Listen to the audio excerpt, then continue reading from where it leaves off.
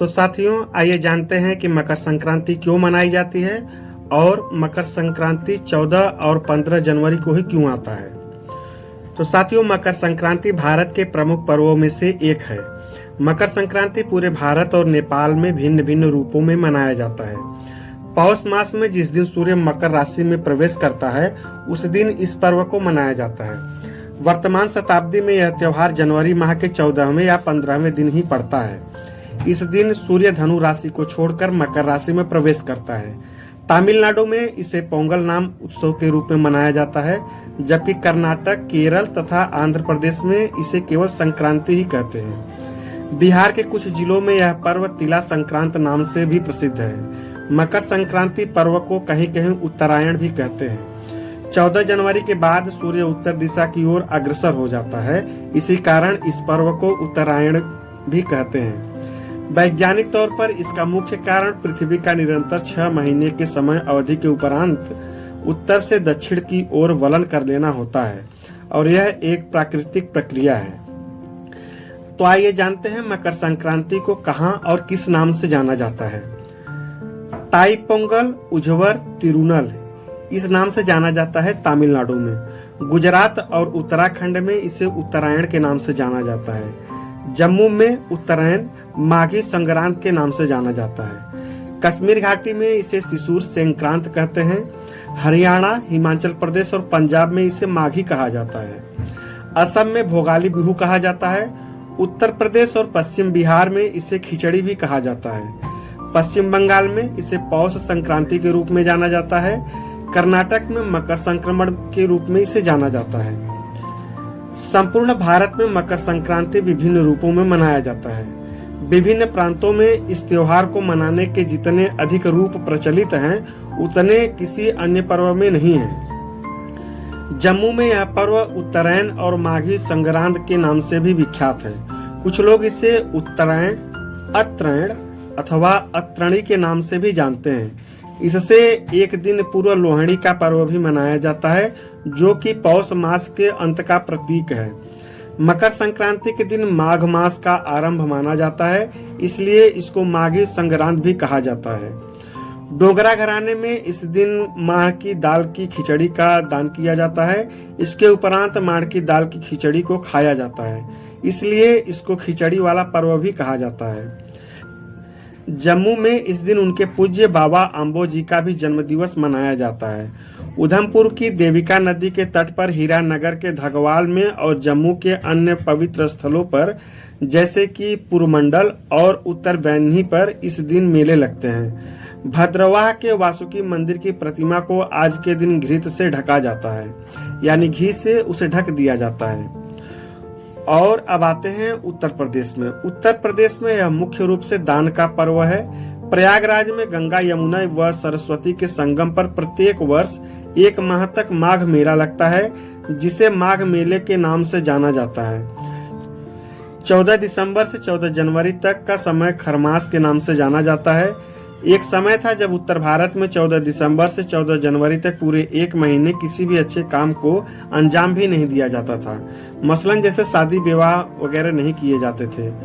परंतु अब समय के साथ लोग बाग बदल गए हैं। परंतु फिर भी ऐसा विश्वास है कि 14 जनवरी यानी मकर संक्रांति से पृथ्वी पर अच्छे दिनों की शुरुआत होती है।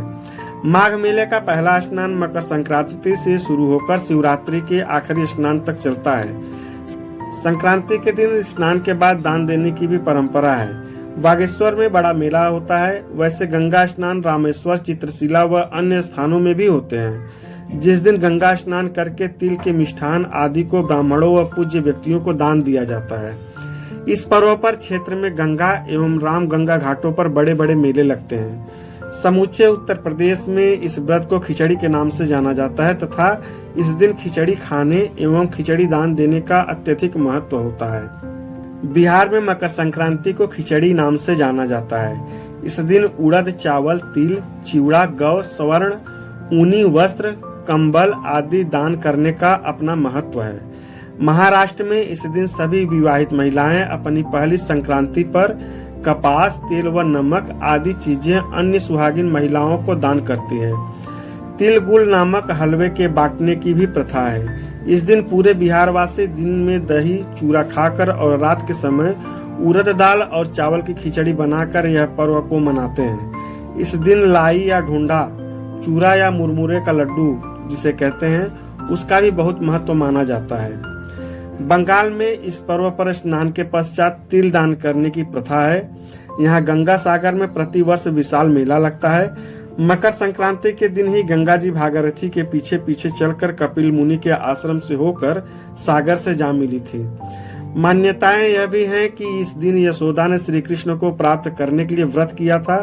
इस दिन गंगा सागर में स्नान दान के लिए लाखों लोगों की भीड़ होती है। लोग कष्ट उठाकर गंगा सागर की यात्रा करते हैं। वर्ष में केवल एक दिन मकर संक्रांति को यहाँ लोगों की अपार भीड़ होती है। इसलिए कहा जाता है कि सारे तीर्थ बार बार और गंगा सागर एक बार। तमिलनाडु में इस त्योहार को पोंगल के रूप में 4 दिन तक मनाते हैं। प्रथम दिन भोगी पोंगल, द्वितीय दिन सूर्य पोंगल, तृतीय दिन मट्टू पोंगल अथवा कैनू पोंगल और चौथे व अंतिम दिन कन्या पोंगल के रूप में मनाया जाता है। इस प्रकार पहले दिन कूड़ा करकट इकट्ठा कर जलाया जाता है, दूसरे दिन लक्ष्मी जी की पूजा की जाती है और तीसरे दिन पशुधन की पूजा की जाती है। पोंगल मनाने के लिए स्नान करके खुले आंगन में मिट्टी के बर्तन में खीर बनाई जाती है, जिसे पोंगल कहते हैं। इसके बाद सूर्य देव को नैवेद्य चढ़ाया जाता है। इसके बाद खीर को प्रसाद के रूप में सभी ग्रहण करते हैं। इस दिन बेटी और जमाई राजा का विशेष रूप से स्वागत किया जाता है। असम में मकर संक्रांति को माघ बिहू अथवा भोगाली बिहू के नाम से मनाते हैं।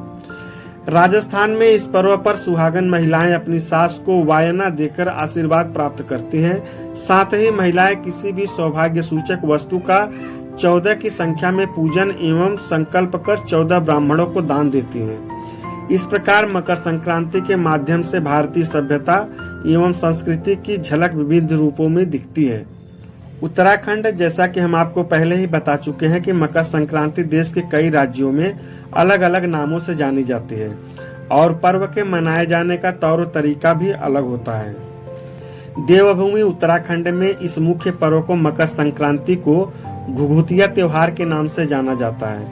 आज के दिन उत्तराखंड के सभी लोग अपने दिन की शुरुआत सुबह नहाने से करते हैं। घर की महिलाओं द्वारा रसवाड़े को मोल मिट्टी की सहायता से लिपाई पुताई की जाती है। उसके बाद सभी लोगों द्वारा अपने घर के देवता स्वरूप देवी देवताओं की पूजा की जाती है और दिन के भोजन में घुघुतिया बनाए जाते हैं। यह घुघुतिया आटे की सहायता से बनाए जाते हैं, जिसमें विभिन्न प्रकार की आकृतियों के माध्यम से घुघुतिया तैयार किए जाते हैं। इन सभी घुघुतिया को परिवार के छोटे बच्चों द्वारा कौवा अपने हाथ के माध्यम से खिलाया जाता है। इसी तरह से यह पर्व अपने ऐतिहासिक पहलू को संजोता है। साथियों, आइए समझते हैं मकर संक्रांति के अवसर पर प्रचलित कथाएं। मान्यता ऐसा है कि इस अवसर पर दिया गया दान 100 गुना बढ़कर वापस पुनः प्राप्त होता है। इस दिन शुद्ध घी एवं कंबल का दान मोक्ष की प्राप्ति करवाता है। महाभारत काल में भीष्म पितामह ने अपनी देह त्यागने के लिए मकर संक्रांति का ही चयन किया था। मकर संक्रांति के दिन ही गंगा जी भागीरथी के पीछे पीछे चलकर कपिल मुनि के आश्रम से होती हुई सागर में जाकर मिली थी। मकर संक्रांति की एक कथा और भी है कि श्रीमद् भगवत एवं देवी पुराण के मुताबिक शनि महाराज का अपने पिता से वैर भाव था, क्योंकि सूर्यदेव ने अपनी माता छाया को अपनी दूसरी पत्नी संज्ञा के पुत्र यमराज से भेदभाव करते हुए देख लिया था। इस बात से नाराज होकर सूर्यदेव ने संज्ञा और उनके पुत्र शनि को अपने से अलग कर दिया था। इससे शनि और छाया ने सूर्यदेव को कुष्ठ रोग का श्राप दे दिया था। पिता सूर्य को कुष्ठ रोग से पीड़ित देखकर यमराज काफी दुखी हुए। यमराज ने सूर्यदेव को कुष्ठ रोग से मुक्त करवाने के लिए तपस्या की, लेकिन सूर्य ने क्रोधित होकर शनि महाराज के घर पर कुंभ, जिसे शनि की राशि कहा जाता है, उसे जला दिया। इससे शनि और उनकी माता छाया को कष्ट भोगना पड़ रहा था। यमराज ने अपनी सौतेली माता और भाई शनि को कष्ट में देखकर उनके कल्याण के लिए पिता सूर्य को काफी समझाया। तब जाकर सूर्यदेव शनि के घर कुंभ में पहुंचे। कुंभ राशि में सब कुछ जला हुआ था। उस समय शनिदेव के पास तिल के अलावा कुछ नहीं था। उन्होंने काले तिल से सूर्यदेव की पूजा की। शनि की पूजा से प्रसन्न होकर सूर्यदेव ने शनि को आशीर्वाद दिया कि शनि का दूसरा घर मकर राशि मेरे आने पर धन धान्य से भर जाएगा। तिल के कारण ही शनि का उनका वैभव फिर से प्राप्त हुआ, इसलिए शनिदेव को तिल प्रिय है। इसी समय से मकर संक्रांति पर तिल से सूर्य एवं शनि की पूजा का नियम शुरू हुआ। तो साथियों, मकर संक्रांति के अवसर पर ये थे कुछ प्रचलित कथाएं। अब हम जानेंगे इसका वैज्ञानिक दृष्टिकोण। तो आप बने रहिए हमारे साथ। चैनल को सब्सक्राइब, वीडियो को लाइक और शेयर करें ताकि हमारा नोटिफिकेशन आप तक पहुंचे, इसलिए बेल आइकन को भी प्रेस करें। धन्यवाद। जय हिंद।